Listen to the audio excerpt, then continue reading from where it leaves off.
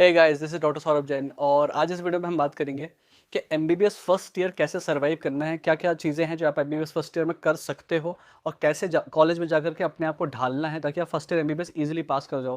क्योंकि सबसे बड़ी दिक्कत ये आती है कि एमबीबीएस में जितने बच्चे होते हैं 1/3 ऑफ द बैच फेल हो जाता है फर्स्ट ईयर में ही।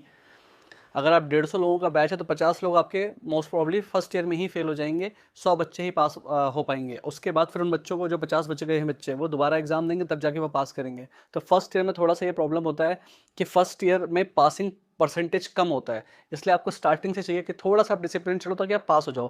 देखो, हमको नीट जैसा रिगरस पढ़ने की जरूरत नहीं पड़ती कॉलेज में, लेकिन बेसिक लेवल ऑफ चीज़ें तो हमको देख के चलनी पड़ती हैं। इतना तो आप कम से कम करके जाओ कि आप पास हो जाओ कॉलेज में, क्योंकि college is not the time only for study. आपको अपना ओवरऑल पर्सनैलिटी एंड डेवलपमेंट भी देखना है। तो देखो, जिन बच्चों का सिलेक्शन हो गया है जो अभी कॉलेज ज्वाइन करने वाले हैं, बहुत सारे बच्चे अभी से मुझसे बुक्स पूछ रहे हैं कि सर कौन सी बुक पढ़नी है, कौन सी बुक वो पढ़ सकते हैं कॉलेज ज्वाइन करने के पहले।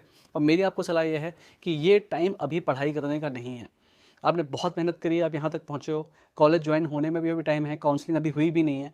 इस टाइम को रिलैक्स करने के लिए यूज़ करो, थोड़ा घूम फिर लो, क्योंकि आपने बहुत लंबे टाइम से प्रिपरेशन आप नीट की कर रहे होगे।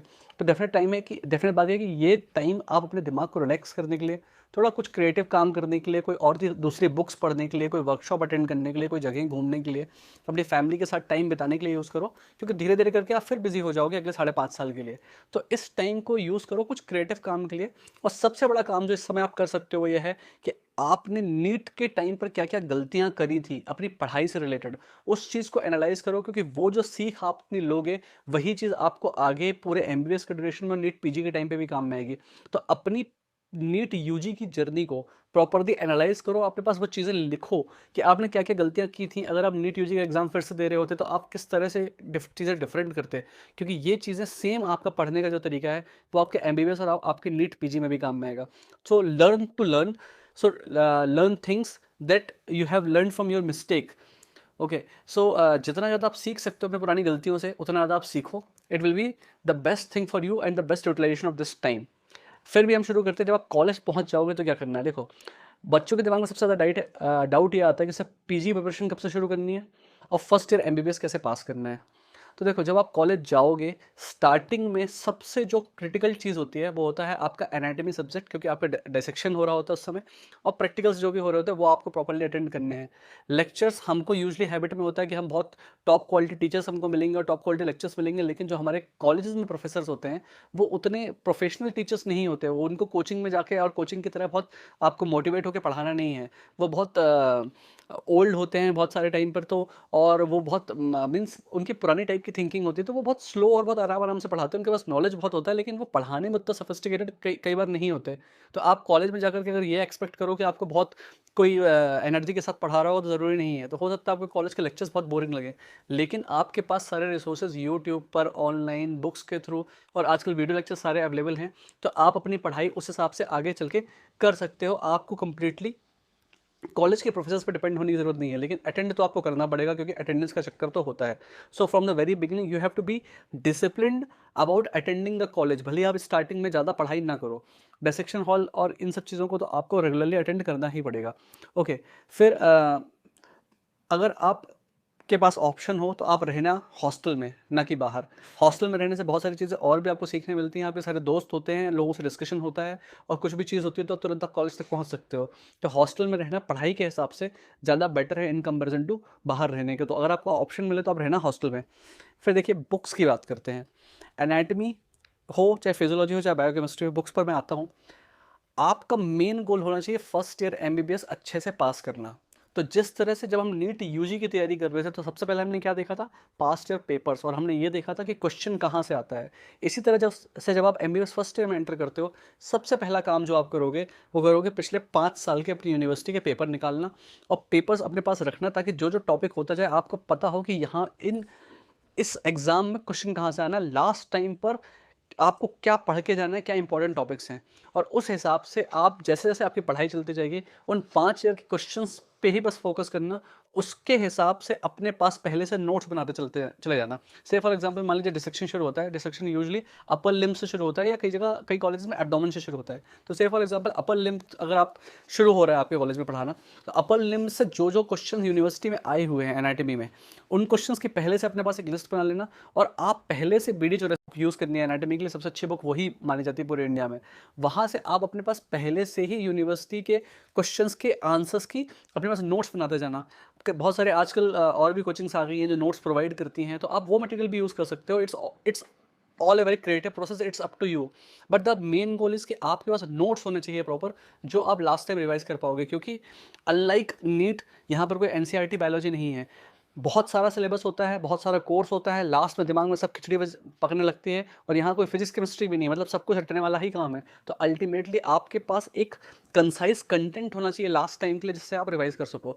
सो दैट्स वाई आप स्टार्टिंग से ही यूनिवर्सिटी के पेपर्स को लेकर के बेस बना करके ही अपने पास क्वेश्चन के आंसर्स पहले से लिखते चलोगे, और यही वो चीज़ है जो लास्ट में आपको सबसे ज़्यादा हेल्प करेगी, क्योंकि लास्ट में यही मटेरियल जो है लास्ट के 2 महीने आप पढ़ोगे, उसके बेसिस पे आप इजीली पास कर ले जाओगे। फिर देखो, जो प्रैक्टिकल्स होते हैं, हर कॉलेज का प्रैक्टिकल का सिस्टम अलग अलग होता है। हमारे डिपार्टमेंट के एचओडीज़ अलग टाइप के होते हैं, फैकल्टीज़ अलग टाइप की होती हैं, कई जगह पे कुछ चीज़ें ज़्यादा पूछी जाती हैं, कई जगह पे कुछ चीज़ें कम पूछी जाती हैं। तो ये आपके कॉलेज के हिसाब से माहौल आपको पता होगा कि आपके कॉलेज में किस चीज़ पर फोकस ज़्यादा किया जाता है।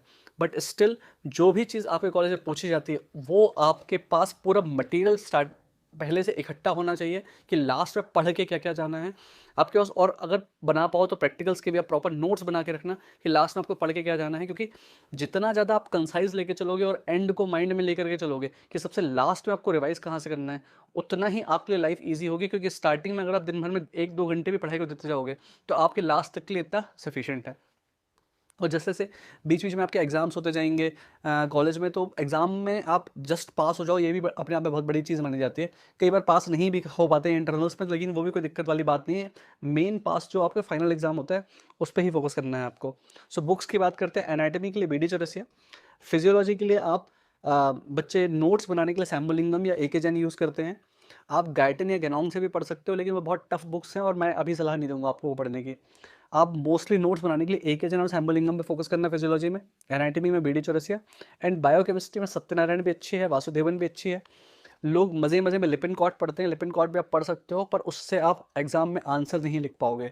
तो वो आप केवल just you can just read it for fun. Lippincott is a very good book, but you can't write answers from that book in the final exam. So वो हमको एक चीज़ अपने दिमाग में लेकर के चलनी है। फिर देखो,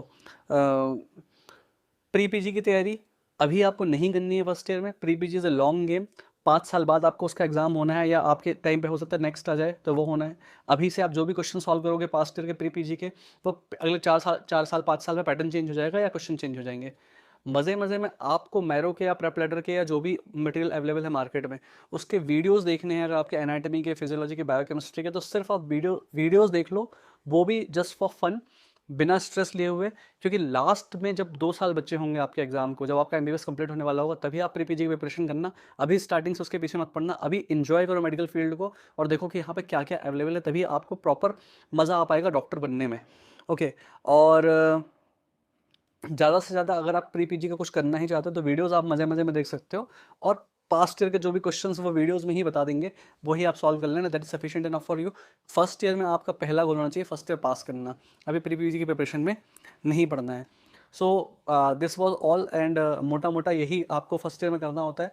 फर्स्ट ईयर में शुरुआत में 2-3 महीने आपको थोड़ा एडजस्ट होने में लगेगा, नई किताबें देखने में लगेगा, नए दोस्त बनेंगे, कई लोग रिलेशनशिप में आ जाते हैं फर्स्ट ईयर में ही। सो ये सारी चीज़ें होती है, थोड़ा सा एडजस्ट होने में टाइम लगता है। धीरे धीरे करके आपको समझ में आएगा कि नीट जितना फास्ट नहीं होता है कॉलेज।